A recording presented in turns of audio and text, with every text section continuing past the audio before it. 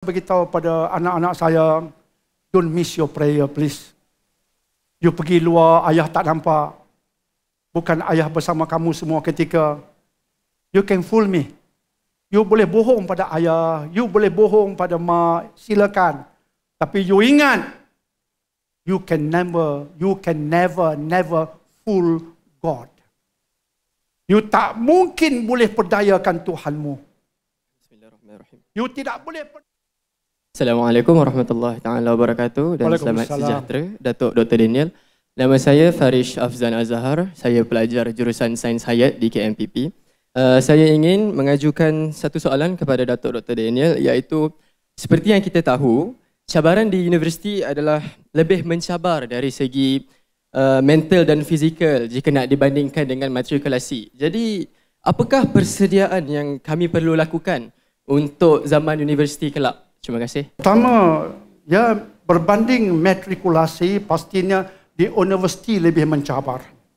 Jadi apa yang perlu dibuat sebagai proses untuk masuk universiti? Pertama yang Dr. Daniel yang kerja sebutkan ialah education is a process. Pendidikan merupakan suatu proses. Dan kenyataan kedua Dr. Daniel ialah success is also a process. Kejayaan juga satu proses. Sebab itu ada buku-buku motivasi menukilkan sukses ini seperti satu larian maraton, bukan larian pecut.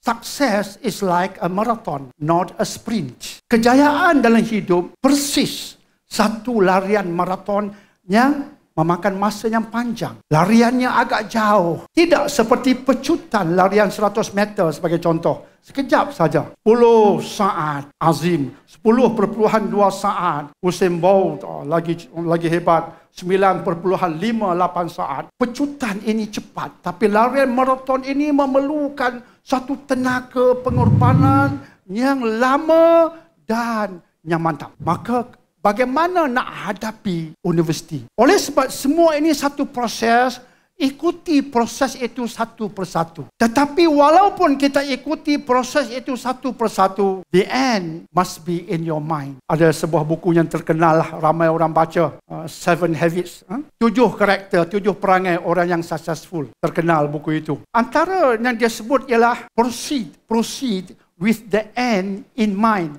Dan saya boleh baca itu, I agree. Orang yang berjaya ini, dia melangkah hari ini. Tetapi langkah hari ini, langkah yang dimindanya, dia nampak hujungnya ke mana. Bagi orang Islam, dia melangkah hari ini. Dia masuk matrik, dia belajar rajin-rajin. Saya masuk Universiti Iskandaria, belajar rajin-rajin. Tapi hujungnya nak ke mana? Hujungnya ke akhirat, semoga Allah redha. Itu hujungnya. Yang hujung sekali ialah akhirat, semoga Allah redha. Itu paling hujung. Tapi hujung jangka pendek, nak jadi doktor yang baik, yang bertanggungjawab. Nak cemerlang di matrik. Tapi bukan penghujung ke muncak. Penghujung ke muncak nak bertemu Tuhan, nak bertemu Allah dalam keadaan Allah redha.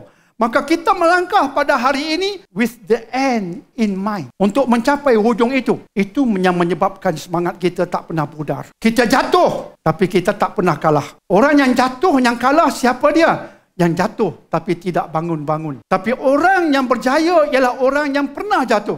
Tanyalah siapa yang berjaya. Pernah tak dia gagal? Pernah tak dia jatuh? Ya. Dr. Daniel pernah gagal? Yes. Ada satu ketika tu at max di sekolah. Monthly test. Saya dapat 12/100. Biasa 80/100, 78/100, 88/100. Tiba-tiba satu bulan itu 12/100. Mr. Ui, guru at max saya. Dia sebut, Daniel, dia tengok saya. Dia tak sebut markah saya. Dia datang tepi saya. Dia bisik, what happened to you? Apa jadi kat you? What happened to me, sir? You tell me first. 12/100. Oh, masa itu saya sakit, tuan. I'll prove that it is not going to recur. Takkan berulang. It's a process. Semua yang berjaya pernah jatuh, pernah gagal. Tapi orang yang betul-betul gagal, dia jatuh, dia tak nak bangun. Orang yang berjaya, dia jatuh, dia bangun terus. Maka soalan tadi, apa perlu dibuat? Sikap yang betul. Sikap, your attitude. Orang yang berjaya ini, biasanya attitude penentu. Sikap. Orang nak jatuhkan dia, orang maki hamun dia, tapi dia anggap itu, ini satu proses, tak mengapa. Orang tegur saya, orang kritik saya, ya saya pun ada kelemahan, Saya akan belajar attitude. Tapi kalau attitude tak betul, orang kritik dia, tak ada, you all ambil lah.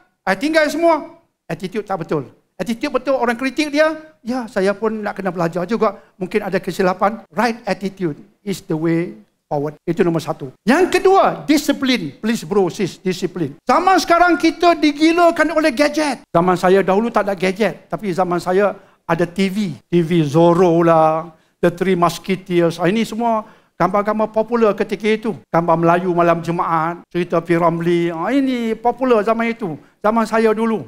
Semua itu saya ikut. Tapi keluarga saya akan beritahu, saya jarang tengok TV. Saya jarang. TV depan tempat saya belajar, meja saya tepi. Tapi saya tak toleh langsung ke TV. Kecuali malam Jumaat. Sebab ada gambar Melayu. Saya suka gambar P. Ramlee. Do, Re, Mi. Pendekar Bujang Lapuk. Saya suka gelak, santai. Kemudian ambil buku buat homework. Jadi tak ada gadget macam handphone, tapi kena control ourselves. Disiplin. Yang ketiganya ialah sebagai orang Islam, jaga hubungan dengan Allah. Yang akan beri bantuan pada apa masalah kita hadapi sebenarnya. Kemuncaknya Tuhan. Pray, doa, semayang, lepas semayang doa, dalam sujud doa. Sentiasa saya beritahu pada anak-anak saya, don't miss your prayer please. You pergi luar, ayah tak nampak. Bukan ayah bersama kamu semua ketika. You can fool me. You boleh bohong pada ayah, you boleh bohong pada mak, silakan. Tapi you ingat, you can never fool God. You tak mungkin boleh perdayakan Tuhanmu. You tidak boleh perdayakan Allah. Ingat itu. So wherever you go with Allah. Itu nombor 3. Dan bila ada Allah, adalah tawakal. 3 ramuan. Take it. InsyaAllah akan berjaya. Biiznillah.